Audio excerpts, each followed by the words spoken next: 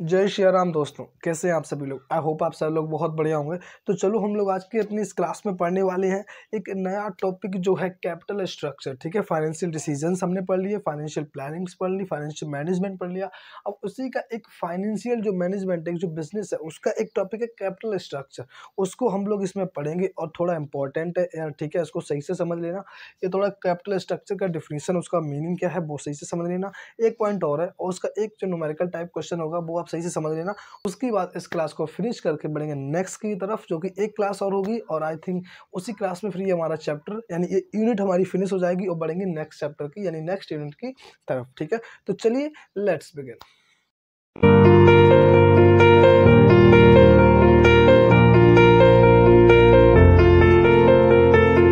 तो हम लोग इसमें समझते हैं कि actually what is capital structure. Capital structure होता क्या है। ठीक है, तो देखो मैंने पहले आपसे बोला है हर एक चीज को वर्ड से पकड़ो। ठीक है, शब्द से समझो कि वो चीज कहना क्या चाह रही है, किस संदर्भ में बात कर रही है। ठीक है, तो कैपिटल स्ट्रक्चर में ही हमको समझ में आ रहा है कि what is the capital structure, कि कैपिटल का स्ट्रक्चर क्या है।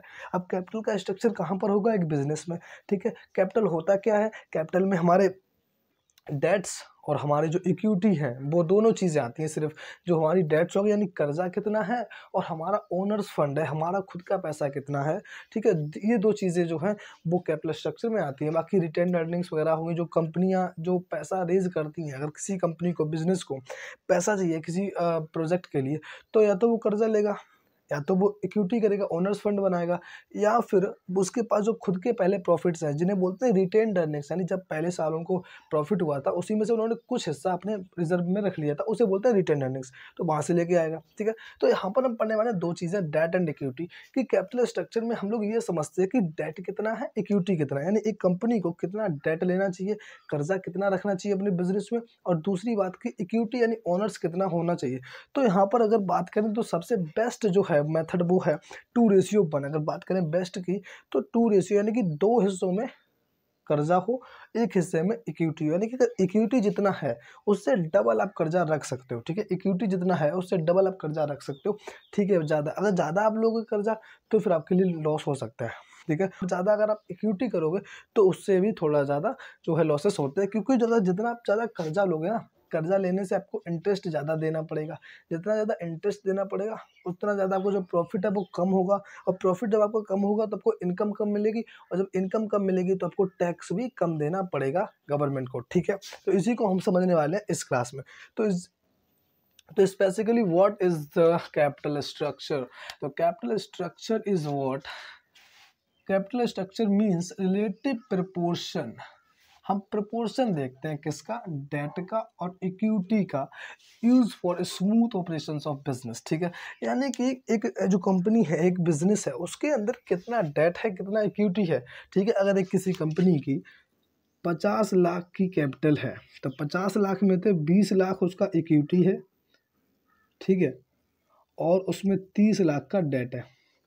सही है, बढ़िया है ना। तो इसमें यही देखते हैं कि इक्विटी कितना है और क्या डेट कितना है, वही देखते हैं तो वही हो जाता है, पूरा टोटल कैपिटल यही होता है।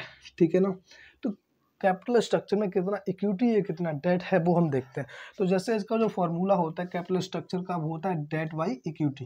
कि इक्विटी जो है वो 2:1 का होना चाहिए। आपने अकाउंट्स में पढ़ा होगा कि जितनी इक्विटी है उससे 2 गुना आप डेट रख सकते हो। बाकी फिर आपके ऊपर है कि आपकी कैसी कैश फ्लो पोजीशन है, आप कैसा रिस्क लेना चाहते हो, क्या क्या आपकी चीज़ें, बहुत सारे फैक्टर्स है वो भी हम पढ़ेंगे। तो उनके हिसाब से आप डेट लेंगे या इक्विटी, वो आपके ऊपर डिपेंड करता है। ठीक है, तो कैपिटल स्ट्रक्चर मीन्स क्या, इट इज अ कंपोजिशन एक और makeup of long term sources. जो लॉन्ग टर्म सोर्सेज के जो फंड्स हैं, जैसे इक्विटी हो गया, डेट हो गया, इन सब का कंपोजिशन है कैपिटल स्ट्रक्चर। दोनों को कंपोजिट करते हैं, दोनों को कंपेयर करते हैं कि कैसा इक्विटी रहना चाहिए, कैसा डेट रहना चाहिए। ठीक है, ये यहाँ तक हो गया।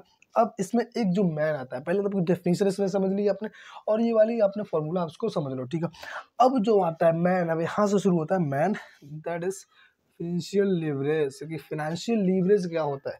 ठीक है, जिसे ही हम बोलते हैं trading on equity. Financial leverage is most important topic of this chapter. ठीक है, यानी कि ऑफ दिस चैप्टर टाइप्स अगर हम पढ़ें इसके कि ट्रेडिंग के टाइप्स क्या है, तो देखो इसमें दो चीज़ें आती हैं। हाँ, पहले फाइनेंशियल लीवरेज आपको बता देते हैं। तो फाइनेंशियल लीवरेज क्या है, कि फाइनेंशियल लीवरेज में हम ये देखते हैं कि टोटल कैपिटल में डेट कितना होना चाहिए। यहाँ पे हम देख रहे थे कैपिटल स्ट्रक्चर में कि डेट कितना होना चाहिए, इक्विटी कितना होना चाहिए, लेकिन हम यहाँ पर फाइनेंशियल लीवरेज में ये देखते हैं कि एक जो ओवरऑल कैपिटल है एक बिजनेस की, उसमें डेट कितना होना चाहिए, कर्जा कितना होना चाहिए, क्योंकि जितना ज़्यादा कर्जा हुआ उतना ज़्यादा कंपनी को फ़ायदा होगा, वो भी हम आगे समझेंगे। ठीक है, तो इसका जो फॉर्मूला है वो है फाइनेंशियल लीवरेज, यानी कि डेट बाई इक्विटी। यहाँ पर इक्विटी का मतलब था कि ओनर्स फंड, ठीक है, यहाँ पे क्या मतलब था, ओनर्स फंड, लेकिन यहाँ पे इक्विटी का मतलब है ओवरऑल कैपिटल, जो भी पूरी टोटल कैपिटल कितनी है उसमें कितना ज़्यादा खर्चा हो वो ज़्यादा बेटर रहेगा। ठीक है, तो क्या है, it refers to proportion of debt in overall capital. ठीक है, अब दो तरह की ट्रेडिंग ऑन इक्विटी होती है। ठीक है, फाइनेंशियल लीवरेज को ही हम ट्रेडिंग ऑन इक्विटी भी बोलते हैं और फाइनेंशियल रिस्क भी बोलते हैं। ठीक है, तो थिन इक्विटी हो गई और थिक इक्विटी। थिक माने क्या होता है कि ज़्यादा, थिन माने कम। ठीक है, तो थिन इक्विटी का मतलब जिसमें इक्विटी कम है और थिक का मतलब है जिसमें इक्विटी ज़्यादा है। ठीक है, तो जब डेट ज़्यादा है इक्विटी से, इक्विटी कम है डेट से, तब बोलते हैं थिन, क्योंकि इसमें थिन इक्विटी है, इक्विटी कम है, और इसमें थिक है तो इक्विटी ज़्यादा है। ठीक है, दो चीज़ें थी। अब यहाँ पर इसका एक जो मेन चीज़ आती है वो समझते हैं। जैसे मैंने बताया आपको कि एक बिजनेस में जितना ज़्यादा कर्जा आप लोगे उतना ज़्यादा फायदे में रहोगे। ठीक है, अब आप ये बोलोगे ये कैसे होगा, तो ये जब होगा कि जब आप जितना ज़्यादा कर्जा लेते हो ना, तो आप उसको इंटरेस्ट भी आपको देना पड़ता है। ठीक है, तो आपने जितना प्रॉफिट कमाया है आप उसमें से पहले इंटरेस्ट दोगे, फिर गवर्नमेंट को टैक्स दोगे। टैक्स तो आप उसी पे देते हो ना, आप टैक्स उस पे नहीं देते जितना आपने कमाया है, आप टैक्स उस पे देते हो जो आपकी इनकम है, जो आपको एक्चुअली मिला है। ठीक है ना, तो आपके जो भी इंटरेस्ट वगैरह है वो सबको काट पीट के उसके बाद आपको टैक्स देना पड़ता है। तो अगर आपने एक महीने में, अगर जैसे बात करें, आपने एक महीने में 1 लाख रुपए कमाए, ठीक है, उस पर आपको, आपने कर्जा भी लिया था तो आपको 20,000 का इंटरेस्ट भी देना पड़ेगा।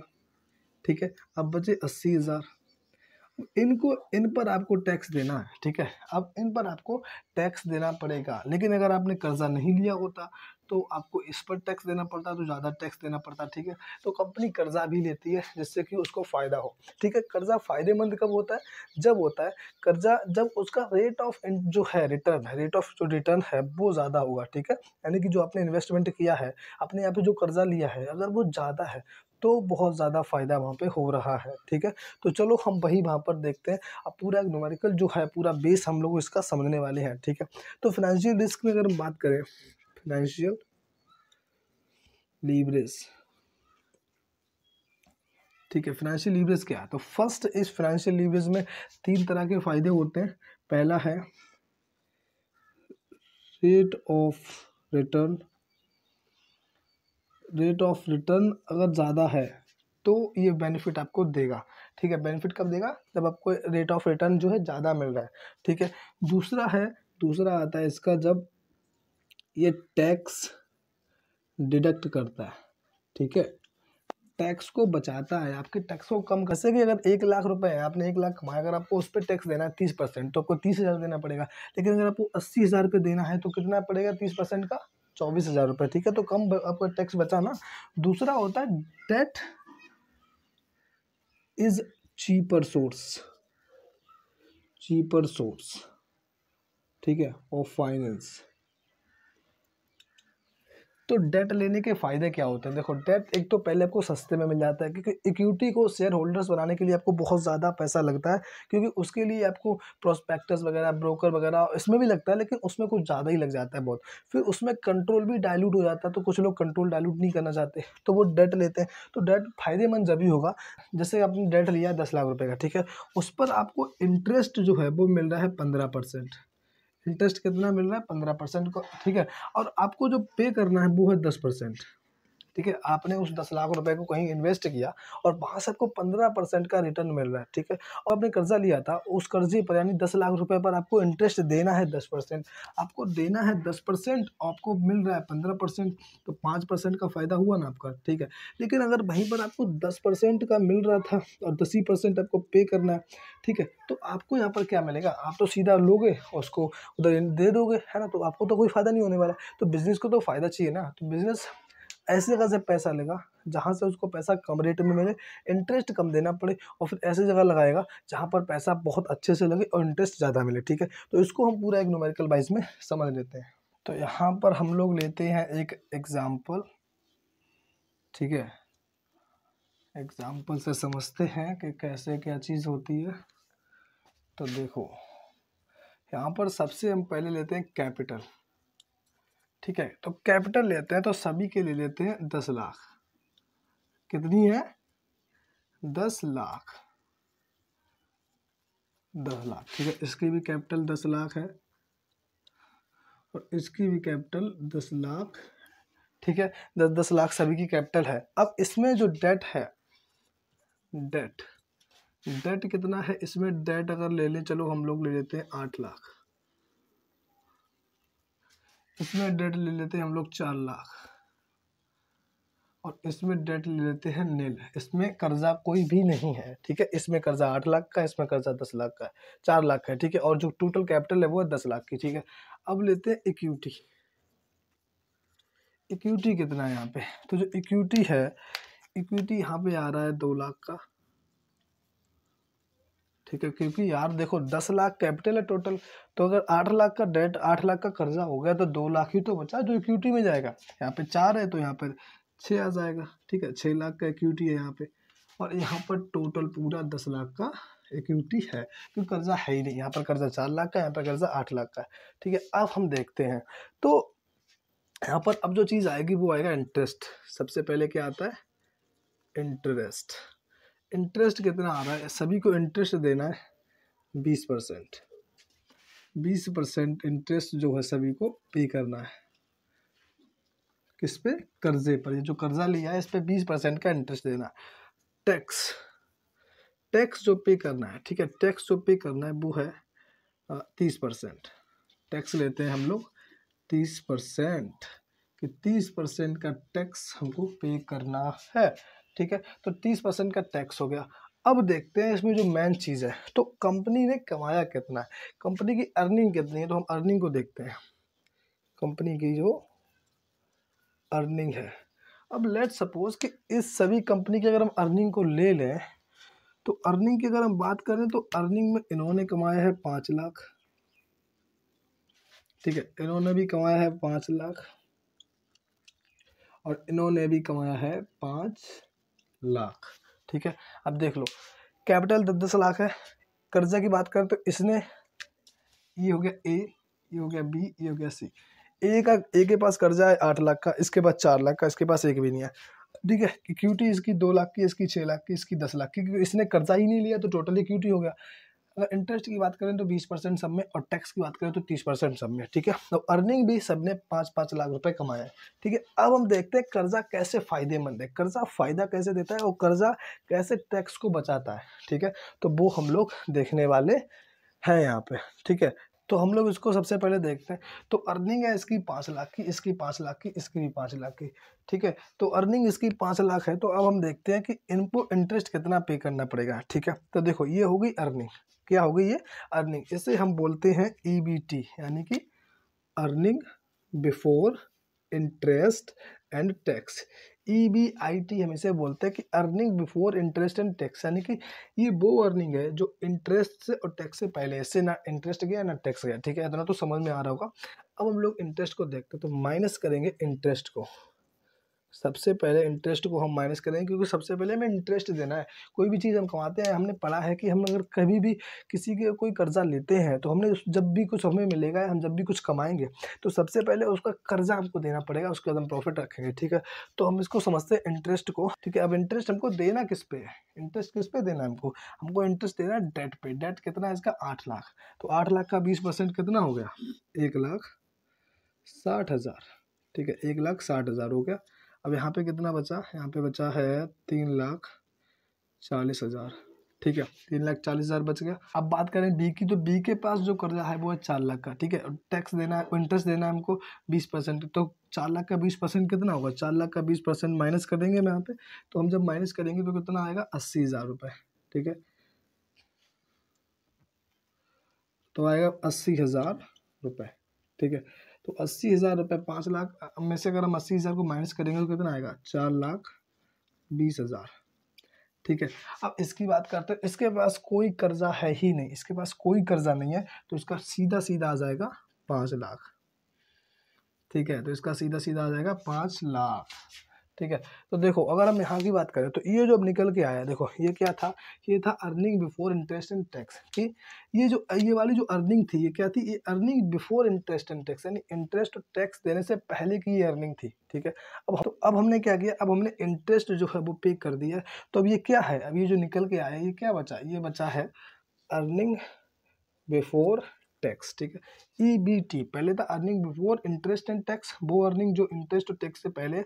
अब ये वो वाली अर्निंग है जो सिर्फ टैक्स से पहले है, ठीक है, क्योंकि इसमें से इंटरेस्ट दे दिया हमने, ठीक है। अब हम पे करेंगे टैक्स को कैसे पे करेंगे, तो 20% कितना आएगा टैक्स, कितना, अगर ये हमारी जो अर्निंग बची है 3,40,000 की, इस पर 30% का जो टैक्स हम देंगे तो कितना आएगा। इसके लिए थोड़ा कैलकुलेटर ले लेते हैं। तो 3,40,000, ठीक है, पे अगर हम करें 30% का टैक्स तो निकल के आएगा हमारा, तो जो माइनस करेंगे वो होगा 1,02,000। 1,02,000 को हम माइनस कर देंगे, ये 3 लाख यानी कि जो हमारी अर्निंग बिफोर टैक्स है उसका जो टैक्स हमको पे करना है वो है 1,02,000, ठीक है। तो अब हम बात कर लें बी की, तो बी पे हमें इतना अर्निंग हमारा बचा है तो इस पर हमको टैक्स देना है 30%। तो इस पर अगर कितना जाएगा 4,20,000 पे, तो 4,20,000 देखो नॉर्मल सी बात है, देखो 4,20,000 अगर हम इस पर निकालेंगे तो 30 कर देंगे और नीचे 100 कर देंगे, ठीक है। तो अब सीधा इससे इसको हटा दो, ठीक है, बचे 2 जीरो और 42 का 3 में गुणा कर दो और 3 जीरो लगा दो पीछे। तो अगर हम इसकी 4200 गुणे 30 करते हैं तो आंसर आएगा 1,26,000, ठीक है। कितना आएगा 1,26,000 माइनस कर देंगे, ठीक है। अब 5 लाख की बात करें तो 5 लाख पे 30% नॉर्मल सी बात है, 1,05,000 का गुणा करेंगे हम 3 में तो कितना आएगा 3 5 सा 15, तो 1,50,000 हो गया, ठीक है। इसको माइनस कर देंगे, ठीक है। इसको माइनस करेंगे तो अब ये जो आने वाला है ये है अर्निंग आफ्टर टैक्स, ठीक है। अर्निंग आफ्टर टैक्स, यहाँ से हमने टैक्स को माइनस कर दिया, अब आएगा अर्निंग आफ्टर टैक्स, यानी कि वो अर्निंग जो टैक्स भी देने के बाद आ रही है, ठीक है, टैक्स देने के बाद आ रही है। तो अगर 3,40,000 में 1,02,000 हम हटाएंगे तो हमारा आंसर आएगा 2,38,000, ठीक है, आ गया टोटल आंसर। अब इसकी अगर हम बात करें तो 4,20,000 में से हम लोग घटाएंगे 1,26,000, तो 1,26,000 जब हम घटाएंगे तो इसमें जो आंसर आएगा वो हमारा आएगा 2,94,000, ठीक है। और इसमें से अगर हम घटाएंगे तो इसमें से अगर माइनस करेंगे तो आएगा 3,50,000। ये टोटल जो है हमारा बचा हुआ है, ये दोनों क्या है, ये है earning after tax, earning after tax, ठीक है। अब इतना अर्निंग बचा है, ठीक है। अब देखो आप देखो इसने बिल्कुल भी कर्जा नहीं लिया तो इसको 3,50,000 बच रहे हैं, ठीक है। इसने ज़्यादा कर्जा लिया, इसने 4 लाख का कर्जा लिया, इसको 2,94,000 बच रहे हैं। इसने 8 लाख का कर्जा लिया, इससे सबसे कम बच रहा है।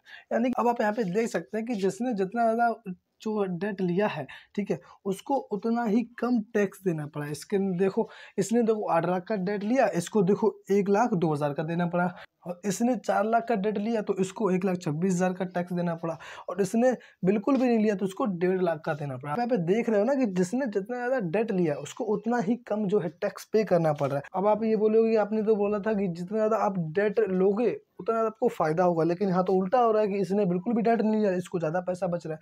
इसने ज़्यादा डेट लिया, इसको इतना पैसा बच रहा है, इसने और भी ज़्यादा लिया तो इसको इतना बच रहा है, ठीक है। वो अभी हम समझेंगे, ये तो टोटल है, अब हमको और भी तो बांटना है जो और भी लोग हैं, ठीक है। तो हम शेयर होल्डर्स में इनको सीधा है जो है वो डिवाइड करते हैं। तो शेयर होल्डर्स में डिवाइड करेंगे तो यहाँ पर इक्विटी है 2 लाख की, ठीक है। इक्विटी कितनी है 2 लाख की, यहाँ पर इक्विटी है 6 लाख की, यहाँ पर इक्विटी है 10 लाख की।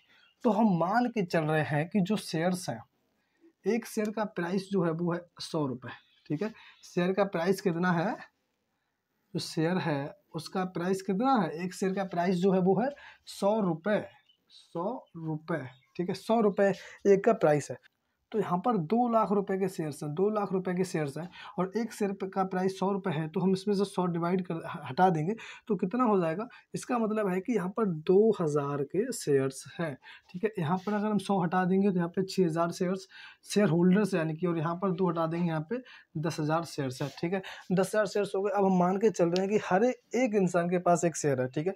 10,000 शेयर्स यहाँ पे हो गए, 6,000 शेयर्स यहाँ पे हो गए और 2,000 यहाँ पे हो गए, ठीक है। तो हम मान के चल रहे हैं कि एक इंसान के पास पास एक शेयर है, ठीक है, तो 10,000 शेयर यहाँ पे है, तो यानी कि यहाँ पे 10,000 शेयर होल्डर्स हैं, यहाँ पे 6,000 शेयर होल्डर्स हैं, यहाँ पे 2,000 शेयर होल्डर्स हैं, ठीक है। तो अब हम इनको इन 2,000 शेयर होल्डर्स में ये प्रॉफिट डिवाइड करते हैं, तो वो कैसे जाएगा वो हम लोग देखते हैं। तो क्या कर देंगे, अब यहाँ पे लिखेंगे हम अर्निंग पर शेयर, ठीक है, यानी अगर हम इसे डिविडेंड भी बोल सकते हैं, डिविडेंड, ठीक है। अब 2,38,000 बचे हैं, 2,38,000 को हमको 2,000 लोगों में बांटना है, ठीक है, तो 2,000 में बांटना है, तो इसको 2 ये चले गए, ठीक है। अब इसको हम 2 से डिवाइड करेंगे तो कितना आएगा, 2,000 थे, हमने 3 जीरो काट दी, 2 से 238 को डिवाइड करेंगे कितना आएगा, 1, इधर आ जाएगा 6 और इधर आ जाएगा 8, ठीक है। 168 रुपये जो है वो एक इंसान को मिल रहे हैं, एक इंसान को इतना पैसा मिल रहा है, ठीक है। इधर है 294 और इधर कितने लोग हैं, इधर लोग हैं 6,000 लोग, ठीक है, 6,000 लोग हैं, इधर लोग हैं वो हैं 10,000, ठीक है। तो 6,000 को हम करेंगे, तो 6,000 के लिए हम क्या करेंगे, 6,000 के लिए इससे इसको हटा दिया तीनों को, अब हम 6 से डिवाइड कर देंगे इसको, तो इसका जो आने वाला है 294 डिवाइड बाई 6, तो इसका आंसर आएगा 49, 49, ठीक है। अब यहाँ पर आप देखो, यहाँ पर 10,000 है, ठीक है, 10,000 लोग हैं और इतना हमें पैसा है, तो 1 2 3 4, 4 कट गए, तो यहाँ पे हो रहा है 35, ठीक है, और यहाँ पर हो रहा है 49। अब आप यहाँ पर देख सकते हो भाई कि आप ये देखो कि इसने 8 लाख का कर्जा लिया है, तो इनके सभी लोगों को 168 रुपये मिल रहे हैं। यहाँ पर 4 लाख का कर्जा हुआ है, यहाँ पर 49 रुपये मिल रहे हैं, यहाँ पर जो है बिल्कुल भी कर्जा नहीं लिया और यहाँ पर 35 रुपये मिल रहे हैं। तो आपको देखा फ़ायदा हो रहा है कि नहीं हो रहा है, ठीक है। कर्जे का मतलब क्या है कि लोग उतने ही हैं हर जगह, ठीक है, पैसा उतना ही है, लेकिन जो कर्जा ज़्यादा ले रहा है, कर्जा लेने से लोग कम हो रहे हैं। जब प्रॉफिट बराबर ही हो रहा है, लेकिन जब लोग ज़्यादा उसमें हैं तो प्रॉफिट कम मिलेगा, ठीक है। अब प्रॉफिट 5 लाख है, लोग भी 5 लाख है, तो 1-1 रुपये मिलेंगे, लेकिन वहीं पर प्रॉफिट 5 लाख का है, लेकिन लोग 50,000 है, तो कितना प्रॉफिट मिलेगा, प्रॉफिट मिलेगा वहाँ पर कितना मिलेगा, मुझे तो पता ही नहीं है, 10 रुपये मिलेंगे यार, ठीक है ना। तो ऐसे करके यहाँ पर है कि जितना ज़्यादा डेट होगा उतना ही ज़्यादा आपको फ़ायदा होने वाला है। डेट से आपका जो टैक्स जो है वो कम आपको पे करना पड़ेगा और यहाँ पर फ़ायदा भी होने वाला है। और दूसरा, डेट एक चीपर सोर्स है, ठीक है। और ये होने वाला कब है, जब जब जब आपका जो रेट ऑफ इंटरेस्ट है, ठीक है, रेट ऑफ जो इंटरेस्ट है वो रेट ऑफ रिटर्न से ज़्यादा होगा, ठीक है। कि आपने कहीं से 50 लाख आपने कहीं से उठाए, ठीक है, और आपको वहाँ पर टैक्स देना है 10%, यानी कि 50 लाख पे आपको 5 लाख का देना है इंटरेस्ट, ठीक है। और वही 50 लाख आपने उठाए कहीं और लगा दिए, और वहाँ से 50 लाख आपने उठाए कहीं और लगा दिए, और वहाँ से आपको जो प्रॉफिट हो रहा है वो आपको मिल रहा है वहाँ से 10 लाख रुपए, ठीक है। 10 लाख रुपए आपको वहाँ से जो है वो मिल रहे हैं, ठीक है। अब आपको वहाँ से 10 लाख रुपए मिल रहे हैं, तो आप देख सकते हो कि हमें पे 50,000 ही करना है। तो अब आप वहाँ पे देख सकते हो कि हमको पे 5 लाख करना है, लेकिन हमें मिल उसी से 10 लाख रहा है, तो हमारा फ़ायदा हो रहा है ना, ठीक है। ऑब्वियस सी बात है यार। देखो एक चीज़ समझो कि अगर आपने कहीं भी पैसा लगाया है, ठीक है, और आपने इंटरेस्ट पे पैसा जो है आपको देना है, किसी को कर्जे पे आपने लिया है, ठीक है, तो अगर आपको इंटरेस्ट 10% देना पड़ रहा है और आपको प्रॉफिट वहाँ से 20% का हो रहा है, तो आपको फ़ायदा हो रहा है ना। लेकिन अगर आपको वहीं पर इंटरेस्ट देना पड़ रहा है बहुत ज़्यादा और वहीं पर दूसरी जगह आपको प्रॉफिट हो रहा है बहुत कम, तो फिर क्यों जाना है डेट में, डेट लेना ही नहीं है ना। तो ये डेट कब फ़ायदेमंद है, डेट कब फ़ायदेमंद है, पहली बात तो एक डेट एक चीपर सोर्स है, आप इजीली इसको पैसा रेज कर सकते हो, बैंक से ले सकते हो, अपने फ्रेंड से ले सकते हो, कहीं और से ले सकते हो, ठीक है। प्राइवेट और पब्लिक इंस्टीट्यूशंस बहुत सारे उनसे ले सकते हो।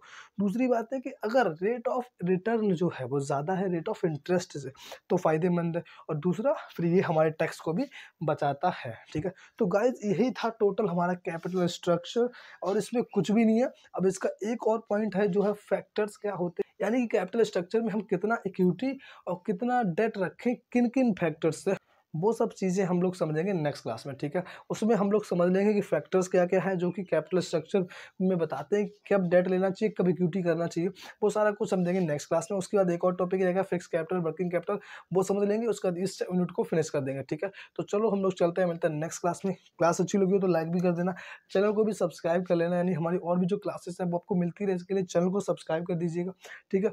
और बेल आइकन को ऑल पे सेट कर लेना, और कमेंट भी करना अगर कोई भी प्रॉब्लम आती है तो, ठीक है। तो चलो हम लोग चलते मिलते हैं नेक्स्ट क्लास में। Keep study, take care of yourself and जय श्री राम।